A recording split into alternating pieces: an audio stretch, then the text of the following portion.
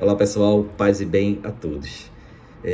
Normalmente a gente diz o seguinte: eu me identifico com fulano porque ele tem um pensamento que bate com o meu, ele tem uma postura que bate com a minha, bate com a que eu gosto, tem posicionamentos, tem ideias, né, tem um jeito de ser que faz com que eu me identifique com aquela pessoa, com aquele lugar, com aquela empresa, com aquele sistema todo ali. Então isso a gente se remete ao que no último vídeo a gente começou a conversar, que é o identitarismo. Então a gente se identifica a partir de várias características, a partir de vários princípios.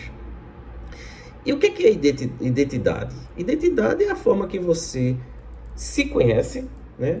Se identifica, e a forma que você faz com que a coletividade, a sociedade te perceba, te identifique. Então, a partir disso, a gente começa a falar um pouco sobre identitarismo. Mas assim, qual o pensamento dominante hoje? É que existe um lugar social, né, que é ocupado por pessoas altamente capacitadas, pessoas estudadas, pessoas de qualidades, pessoas que nasceram para o sucesso. E esse perfil é preenchido geralmente por um homem branco, hétero, másculo. Esse é o perfil, essa é a identidade. Identidade negada pelas classes que hoje dominam a sociedade. Porque entendem, o pensamento que eles têm é que isso não é identitarismo, porque isso é o natural do ser, é o natural da coisa. A natureza faz com que o homem branco, hétero, másculo, ocupe os melhores locais da sociedade. Quando grupos minoritários, e minoritário aí não quer dizer questão quantitativa, e sim um conceito sociológico, né? Porque minoria é muito mais a maioria, mas isso fica para outro vídeo. Essas minorias precisam ocupar espaço, precisam ocupar lugar na sociedade que não seja o de subalterno. Então, elas vão naturalmente se organizando por características, tais como eu falei no começo, tá? Então, características étnicas, características de raça, características ideológicas mesmo, como, por exemplo, o feminismo, características sexuais, né? E geram os grupos. Esses grupos começam a ocupar espaço, começam a brigar por direito, começam a reivindicar direito. Essas reivindicações, para quebrar essa ideologia dominante, ou esse lugar social dominante, ocupado pelo homem branco, hétero e másculo, começa a ser questionado. E questionado por grupos.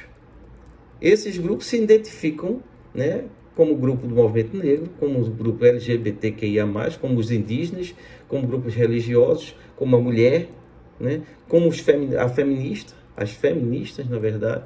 Então, esses grupos é o que a gente chama de identitarismo. Eles se identificam por características que o levam e o reforçam, né, a sua luta, a sua vida, o seu dia a dia. Isso é legitimíssimo. Tem que se respeitar e tem que ocupar espaço. Mas fica para os próximos vídeos para que a gente, a partir desses conceitos, a partir de agora conhecer o que é identitarismo, começar a questionar, ou começar, na verdade, a pensar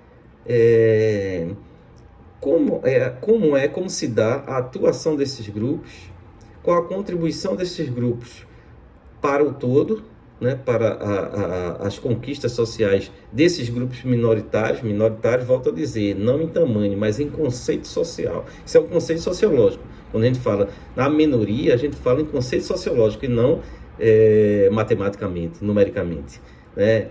Então, essas minorias precisam se colocar e precisam se agrupar, precisam estar reunidos, porque só a união faz a força. Isso é chavão na sociedade.